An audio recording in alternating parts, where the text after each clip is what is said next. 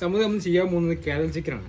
Chicken പൊരിച്ച് വെച്ചിട്ടുണ്ടല്ലോ. Chicken പൊരിച്ചിട്ട് എന്തൊക്കെ ചേർത്ത് പൊരിക്കാൻ ഇതിൽ മസാല? നമ്മള് മുളകും പൊടി ഉണ്ട്, മഞ്ഞപ്പൊടി ഉണ്ട്, സുർക്ക ഉണ്ട്, വെളുത്തുള്ളി ഇഞ്ചി പേസ്റ്റ് ആക്കിയതുണ്ട്, പിന്നെ കോൺഫ്ലോർ ഉണ്ട്.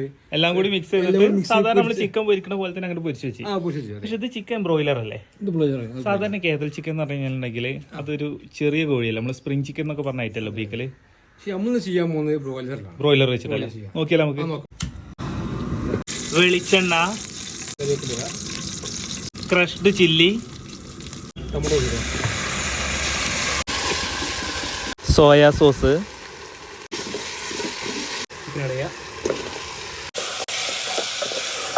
മല്ലിയില, പുതിന, വേപ്പില. കഴിഞ്ഞാ? അതെ കഴിഞ്ഞു. 1 മണിക്കൂർ മൂടി വെക്കുക. പിന്നെ ആദ്യമാണ് കഴിയില്ല, അപ്പൊ ഒറ്റ പോയില്ലപ്പോ പേസ്റ്റ് ലെവലാക്കില്ല.